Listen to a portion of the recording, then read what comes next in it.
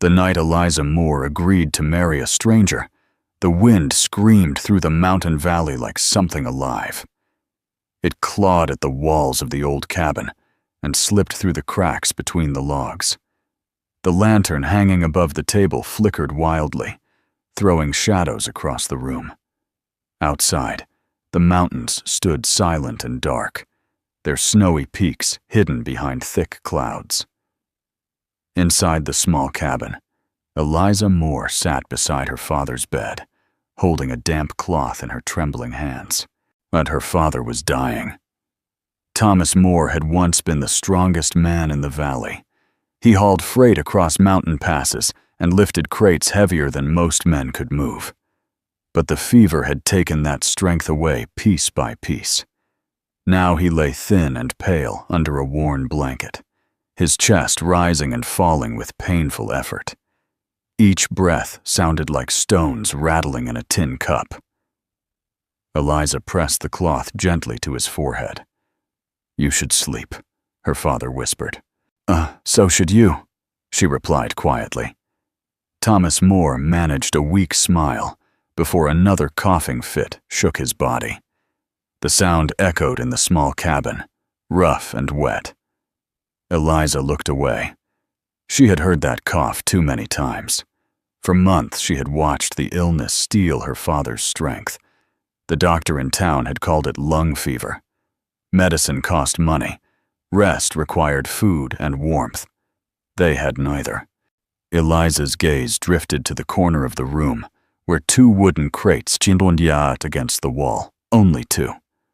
A week earlier there had been 6. She had sold almost everything they owned. Her mother's dishes, the mule, the good tools, even the rocking chair her mother used to sit in during long winter evenings. All of it had gone to pay for medicine and food. Still, the money had vanished faster than snow under spring sun. Her father turned his head slowly toward her. Samuel Carrick came by yesterday," he said weakly. Eliza's hand froze. Carrick was the man who owned most of the land in the valley and half the businesses in town. When people owed money, Carrick collected. "What did he say?" she asked quietly. "What they always say, pay your debts or lose the land." Eliza swallowed hard. The land had belonged to their family for 15 years. Her father had worked himself nearly to death to buy it. "How long?" she asked. Thomas closed his eyes briefly. 3 days. The words landed like a hammer. 3 days. After that, Carrick would file papers with the territorial court. The land would be seized and sold. Their home would be gone. "How much do we owe?" Eliza asked. $240. Eliza almost laughed. Not because it was funny, because it was impossible. She had counted their money that morning. $11.30. That was all they had left. And her father looked at her with tired eyes filled with regret. "I'm sorry, Eliza." "Don't," she said quickly. "You got sick. That's not something you can control." Thomas coughed again, gripping the blanket. "There might be another way." Eliza frowned. "What do you mean?" "A man came to see me this morning." The words made Eliza uneasy. "What kind of man?" Thomas hesitated before answering. The kind looking for a wife." Eliza stood so quickly the chair behind her scraped across the floor. "No." "He offered to pay the debts." "No." "In exchange for marriage." Eliza walked to the small window and pulled back the oilcloth covering it. The night outside was black and endless. "I won't be sold like cattle," she said. "It's not like that," Thomas replied softly. "Then what is it?" She turned around, anger flashing in her eyes. "Not a stranger wants to marry a woman he's never met. And somehow, he appears exactly when we're about to lose everything." Her father struggled to sit up slightly. "I call it a chance." Eliza crossed her arms. "A chance to trade one prison for another." A chance to survive. The word hung in the air. Survive. Thomas looked older than she had ever seen him. "I'm dying, Eliza," he said quietly. "And when I'm gone, you'll have nothing." The truth struck her like a blow, yet a 23-year-old woman alone in the mountains with no money, no protection, and winter coming. Life in the territory was hard even for men. For women alone, it could be deadly. "What's his name?" she asked finally. "Jonah Hail." "Where does he live?" "High in the mountains past Elkhorn Pass." "A mountain man?" "Trapper mostly." Eliza frowned. Mountain trappers were rough men. They spent months alone in the wilderness living off wild game and furs. Well, they were not the kind of men who paid $240 to marry strangers. "What does he want exactly?"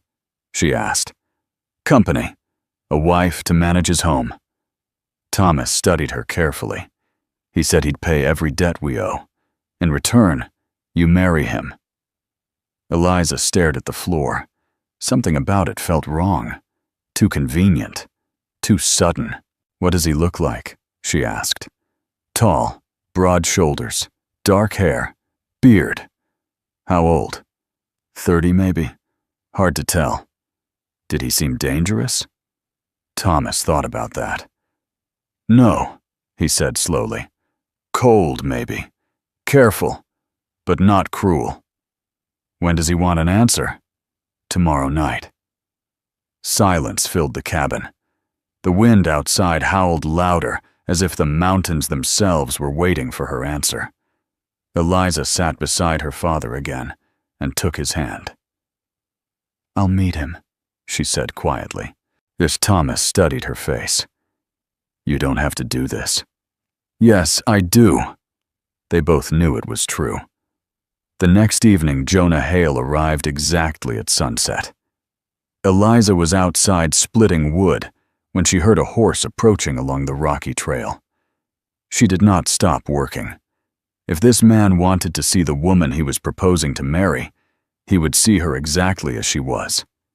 Sweaty, tired, covered in sawdust. The horse came into view first. A strong bay stallion with polished tack and well-trimmed hooves. Too well cared for to belong to an ordinary trapper. Then the rider appeared. Jonah Hail swung down from the saddle with the quiet confidence of someone used to hard country. Eliza studied him carefully. He was taller than she expected. His coat was worn but well made. His boots were expensive leather. And when he removed his gloves, his hands were rough but clean. Not the hands of a man who lived constantly in dirt and fur. His eyes were gray, sharp, observant. "Miss Moore," he said calmly. His voice was deep and steady. "Mr. Hail," she replied. "You're punctual." "I try to be." He glanced at the cabin behind her. "How is your father?" "Dying," she said bluntly. "You already knew that." Something flickered in his expression. Your honesty is refreshing. You're here to profit from it. I'm here to offer a solution." Eliza folded her arms. "You call this a solution?" "Yes." Jonah met her gaze without hesitation. "You need security. I need a wife." "Sounds romantic." "I didn't promise romance." He said it so simply that Eliza almost laughed. "At least you're honest." "Always." "Why me?" Jonah paused before answering. "No, it's because women in Denver society expect things I can't give them." "Like what?" "Parties, attention, a husband who spends every day with them." He glanced toward the mountains rising behind the cabin. "I live far from that world." "So you decided to buy a wife instead." "I'm offering partnership." "You're offering survival," Eliza corrected. He nodded slightly. "Yes." There was no pity in his eyes, no manipulation, just simple truth. Jonah reached into his saddlebag and pulled out a leather folder. "The contracts are inside.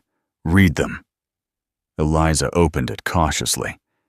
Inside were several legal documents written in neat handwriting. One showed the payment of her father's debts. Another transferred ownership of the Moore land directly into her name. The third was a marriage contract. She read every line slowly. When she finished, she looked up. You're giving me the land even if the marriage ends?" "Yes." "Why?" "Because I don't want a prisoner," Jonah said. "I want a partner." The wind rustled through the pine trees behind them. Eliza studied the stranger standing in front of her. He was hiding something. That much was obvious, but he was also offering her something no one else had. A future. "All right," she said finally. "I'll marry you." Jonah nodded once. Good. No smile, no celebration, just quiet acceptance. When?" she asked. "Tomorrow morning." The next day they rode to town together. The banker counted Jonah's money and paid every debt owed to Samuel Carrick. The land deed was signed and placed in Eliza's hands. For the first time in months, she could breathe. Then they walked into the judge's office. The ceremony lasted less than 5 minutes. Jonah slid a plain silver ring onto her finger. "I now pronounce you husband and wife," the judge said. Jonah looked at Eliza, and she looked back. Instead of kissing, they shook hands. By evening, they were riding north into the mountains. Eliza did not look back. She had married a stranger, and she had no idea what kind of life waited for her beyond the high mountain passes. The mountains grew steeper the farther north they rode. Eliza had traveled through these passes before with her father, but never this deep into the high country. But the trail twisted through narrow ridges and dense pine forests where sunlight barely reached the ground. Jonah rode ahead of her most of the time, silent, watchful. He moved through the mountains like a man who knew every rock and shadow. Occasionally, he slowed his horse and pointed out a safer path or warned her about loose stones along the trail. But he spoke very little. Eliza didn't mind the silence. It gave her time to think. She had married a man she barely knew, a man who spoke carefully and revealed almost nothing about himself. Yet something about him felt different from the rough mountain men she had grown up around. Jonah Hail did not move like a trapper. He moved like someone used to being in control. By late afternoon, the air grew colder as they climbed higher. Eliza's horse struggled up the rocky slope while thin clouds drifted across the peaks above them. Jonah glanced back at her. "You holding up?" he asked. "I'm fine. You're breathing too hard. I've ridden worse trails." Jonah studied her for a moment, then nodded. "There's a shelter up ahead. We'll stop there tonight." Sure enough, half an hour later, they reached a small stone cabin built against the side of a cliff. It looked sturdy and well-maintained. Too well-maintained for something used only by passing trappers. Jonah dismounted first and helped Eliza down. Her legs were stiff from the long ride. Inside the cabin, a small fireplace stood against the wall. Shelves held dried meat, flour, and sealed jars. Someone had clearly been using the place recently. "You built this?" Eliza asked. "I keep a few shelters along my routes," Jonah replied, while lighting a fire. "For storms or long trap runs." Eliza nodded slowly. Everything about him raised new questions. A man who owned multiple cabins across the mountains was not an ordinary trapper. They ate a simple dinner of jerky and hard bread, and the fire crackled softly while the wind howled outside. When the meal was finished, Jonah pointed toward the narrow cot against the wall. "You take the bed. And you?" "I'll sleep by the fire." Eliza frowned slightly. "We're married." Jonah looked at her calmly. "Only if you want us to be." The word surprised her. Most men would not have asked. Eliza lay down on the cot without answering. Exhaustion pulled her into sleep almost instantly. She woke sometime in the middle of the night. The fire had burned low, filling the cabin with soft orange light. Jonah sat beside it, cleaning a rifle. He didn't look up, but his voice broke the silence. "Go back to sleep." "You don't sleep?" "Later." Eliza studied him quietly for a moment. There was something lonely about the way he sat there in the quiet darkness. She turned over and closed her eyes again. Morning came early, but Jonah already had the horses saddled by the time she stepped outside. The air smelled sharp and cold. Frost covered the grass like white dust. They rode again without many words. The second day was harder than the first. The trail climbed higher into rocky terrain, where trees grew thin and twisted by mountain winds. Eagles circled overhead, and snow still clung to the highest peaks. By midday, Eliza's lungs burned from the thin air. Jonah slowed his horse. We're close now." "How close?" "Just over that ridge." They climbed the final slope slowly. Eliza urged her horse forward beside him. Then they reached the top, and Eliza stopped breathing. Below them lay a valley that seemed impossible. Green meadows stretched between thick forests of pine and aspen. A silver river wound through the center like a ribbon of light. And in the middle of the valley stood a massive lodge. Not a cabin. A lodge. 2 full stories tall. Massive log walls. Stone chimneys. Wide porches and tall windows that glittered in the sun. Nearby stood several other buildings. A barn, a smokehouse, a workshop. Everything looked strong and well built. It was the kind of estate wealthy businessmen built for hunting retreats, not the home of a mountain trapper. Eliza stared at it in disbelief. "What is this?" Jonah watched her reaction carefully. It's home. You're a trapper." "I am. Trappers don't live in places like that." "This one does." He nudged his horse forward and began riding down the slope. Eliza followed slowly, her mind spinning with confusion. The closer they got, the stranger everything looked. The meadows had been cleared of rocks. Irrigation channels guided water from the river across the fields. The barn was large enough for several horses, as the lodge itself looked warm and welcoming, with smoke rising from one chimney. This wasn't wilderness survival. This was wealth. Jonah dismounted in front of the lodge and tied the horses to a hitching post. Eliza slid down from her saddle, but barely noticed her tired legs. Her eyes stayed fixed on the enormous building. "You said you were a trapper?" Jonah opened the front door. "I said that was one of the things I do." "Then what are the other things?" He hesitated. Complicated ones." Eliza stepped inside. The main room of the lodge was breathtaking. High ceilings supported by thick wooden beams. A huge stone fireplace, large enough to stand inside. Soft rugs covered the floor. Shelves filled with books lined the walls. Real glass windows let sunlight pour into the room. It felt like stepping into another world. Eliza slowly turned in a circle. "You live here alone?" "Most of the time."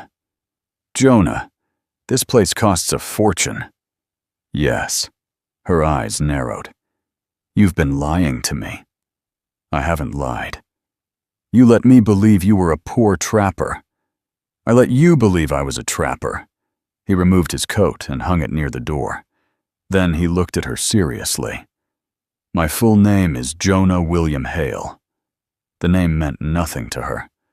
"My father was Richard Hale." Eliza blinked. The name was familiar. Too familiar. "Hale Timber," she said slowly. Jonah nodded. "My father owned one of the largest logging companies in 3 territories. Eliza felt the room spin slightly. Everyone in Colorado knew that name. Hale Timber controlled forests from Wyoming to New Mexico. Hundreds of men worked in its camps. "You're the heir to that company?" "I was." "What happened?" Jonah walked to the fireplace and began lighting a fire. When my father died 5 years ago, and he left the company to me. That sounds like good news. For everyone except my Aunt Margaret. Eliza leaned against the table listening. She had spent 20 years managing finances, Jonah continued. She expected to inherit control. But your father chose you. Yes. So she tried to take it from you. Jonah nodded slowly. First, she challenged the will. Then she convinced the board I was too young and inexperienced. Were you? Yes, he said it simply. I knew forests and land, but I didn't understand politics or corporate power. What happened? She turned the board against me. Jonah stared into the flames. Within 6 months, I was fighting lawsuits and accusations. Every decision I made was twisted into evidence of incompetence. So you left. I made a deal. He turned toward her again. I gave the board temporary control of operations. In exchange, they stopped trying to remove me completely. For how long? 10 years. Eliza frowned. And during those 10 years, I stay away from the company. And live here. Yes. The story slowly began to make sense. You're hiding. I'm waiting. For what? For the agreement to expire. Jonah met her eyes. When those 10 years end, the company returns fully to me. Eliza crossed her arms. And your aunt? She's still trying to destroy me. How? By proving I'm morally unfit to own the company. Eliza raised an eyebrow. How does marrying me help with that? Because she has people watching me. Jonah walked to the window overlooking the valley. If I lived alone with a string of women visiting the lodge, she could accuse me of immoral behavior. But if you're married, then there's no scandal. Eliza stared at him. So, I'm protection. You're my shield. And my reward for that service is security. Jonah turned back toward her. A home, land, and independence. Eliza considered everything she had just learned. You chose me because I was desperate. I chose you because you're strong. Jonah stepped closer. I asked around town about you. What did they say? That you're honest. That you work harder than most men. That you never complain. He paused. I needed someone who wouldn't break under pressure. Eliza studied his face. And if I had refused, I still would have paid your father's medical debts. Her eyes widened. Why? Because no one should die worrying about money. The word surprised her. Jonah Hail was richer than she had ever imagined. Yet he lived alone in the mountains and spent his days trapping and building furniture. Maybe the world he came from had hurt him more than she understood. What do you need from me? She asked. To live here with me. And? To be seen as my wife if anyone comes asking questions. Is that all? No. Jonah hesitated. I also need someone I can trust. Eliza nodded slowly. I can do that. And what do you want? He asked. The question caught her off guard. No one had asked her what she wanted in a long time. I want to learn, she said finally. Learn what? Everything. She gestured toward the valley outside the windows. How to survive here, how to manage land, how to build something real. Jonah watched her quietly. I can teach you. Then we have a deal. He extended his hand. Eliza looked at it. Then she shook it. A strange warmth passed between them. For the first time since the wedding, the marriage didn't feel like a contract. It felt like the beginning of something unexpected. Jonah gave her a tour of the property that afternoon. The barn held 4 strong horses. The smokehouse was packed with venison and elk meat. The workshop contained tools for building furniture. You made these? Eliza asked, touching a finished chair. Sometimes. You're good. It keeps my mind busy. They walked beside the river as sunset painted the mountains gold. This valley belonged to my father, Jonah explained. He planned to build this lodge as a retreat, but he died before finishing it. Yes.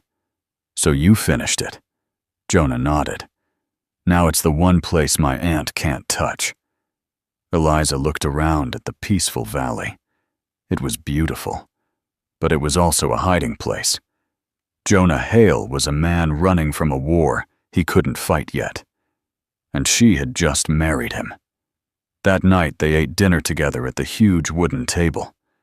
The room felt strangely quiet for such a large house. You'll get used to it, Jonah said. The silence? The mountains. Eliza glanced toward the dark windows. I think I already have. But as she went upstairs to her room later that night, she couldn't stop thinking about one thing. She had married a man worth a fortune, a man with enemies powerful enough to destroy him, and somehow she had become part of that fight. She just didn't know how soon that fight would begin. For the first few weeks, and life in the hidden valley felt almost peaceful. Eliza woke early each morning to the sound of the river flowing through the meadow. Mist often covered the grass until the sun climbed high enough to burn it away. Jonah was usually already awake. Sometimes he was repairing tools in the workshop. Other mornings, he was studying maps spread across the large dining table. He had begun teaching her everything he knew: how to track animals, how to read the sky before storms, how to judge the health of forests by the color of the bark and leaves. Eliza absorbed every lesson like someone starving for knowledge. For the first time in her life, she wasn't just surviving. She was building something. They worked side by side most days. During the evenings, they shared meals, sometimes talking about the land, sometimes sitting in comfortable silence while the fire crackled. Their marriage had started as a contract. But something about living and working together in the valley slowly changed the way they looked at each other. Respect came first, then trust. And slowly, quietly, something deeper began to grow. 3 weeks after Eliza arrived in the valley, that quiet life was shattered. It happened on a cool autumn afternoon. Eliza and Jonah had spent the morning riding along the northern ridge, checking timber stands. The air smelled of pine and cold stone. As they climbed back toward the lodge, Jonah suddenly stopped his horse. His eyes narrowed toward the valley below. Eliza followed his gaze. Smoke was rising near the barn, but Jonah had not left a fire burning there. "Someone's here," he said quietly. Eliza's heart skipped. "Visitors?" "Not invited ones." Jonah turned his horse quickly. "Stay behind the ridge." "What?" "If anything goes wrong, ride north, and don't stop until you reach the Morrison homestead." Eliza stared at him. You think it's dangerous?" "I don't take chances." His voice had turned cold. Eliza nodded slowly. She watched as Jonah rode down toward the lodge alone. From her position on the ridge, she could see 3 horses tied near the barn. 3 men stood waiting in the yard. Even from a distance, she could tell they were not ordinary travelers. Their coats were expensive, their posture confident. Men used to being obeyed. Jonah stopped 20 feet from them. This is private land," he called. "State your business." The man in front stepped forward. He was older, with silver hair and a confident smile. "Jonah Hail," he said smoothly. "Still hiding in the mountains, I see." Eliza felt a chill run through her. The voice carried clearly across the quiet valley. "You shouldn't be here," Jonah replied. "Family has a right to visit." Family. Eliza's stomach tightened. Then the man spoke again. Won't you greet your uncle properly?" Jonah's rifle lifted slightly. "You stopped being family 5 years ago, Richard." Eliza's mind raced. Richard Hail. Jonah had mentioned him once. The man who helped Margaret try to steal the company. "We heard interesting news," Richard continued casually. "Heard you got married." Jonah said nothing. "So we came to meet the bride." From the ridge, Eliza realized something terrible. Richard wasn't here for a visit, but he was here to prove the marriage was fake. If Jonah refused to show her, it would look suspicious. If she appeared nervous or uncertain, they would claim the marriage was a fraud. And if that happened, Margaret could destroy Jonah's claim to the company. Eliza took a deep breath. Then she did something Jonah had specifically told her not to do. She rode down into the valley. Jonah saw her first. His expression flashed with surprise, then with understanding. Eliza dismounted beside him. She stood straight, calm, and looked directly at the strangers. "You must be family," she said evenly. "I'm Elizabeth Hale." Richard's eyes moved slowly over her, taking in her simple dress, her steady posture, the wedding ring on her hand. "Mrs. Hale," he said with a thin smile. "A pleasure." "What brings you here?" Eliza asked. Richard clasped his hands behind his back. "Concern." "About what?" "About my nephew's well-being." His smile grew colder. "You see, rumors suggest this marriage might not be genuine." Eliza almost laughed. "Rumors are often wrong. We'd like to confirm that." Jonah's voice sharpened. "You're not coming inside. Then I suppose we'll assume the marriage is a lie." The trap was obvious. Eliza stepped forward. "You may come in," she said calmly. Jonah looked at her sharply. "It's fine," she murmured. Richard's eyes gleamed. "Excellent." Inside the lodge, the men examined everything. The kitchen, the library, the bedrooms upstairs. Richard paused when he noticed the separate rooms. "Interesting," he said. "Newlyweds with separate beds." Eliza met his gaze. "My husband respects my wishes." Richard smiled thinly. "I'm sure the trustees will find that fascinating." Eliza folded her arms. "The law requires a legal marriage, not a shared mattress." For the first time, Richard hesitated. He hadn't expected resistance. "Margaret will hear about this," he said coldly. "Tell her whatever you like," Eliza replied. "We're not hiding anything." Richard studied her carefully. Then he nodded once. "We'll see." The men left shortly afterward.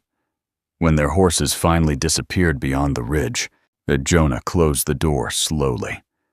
"You shouldn't have come down," he said. "Yes, I should have." Eliza faced him.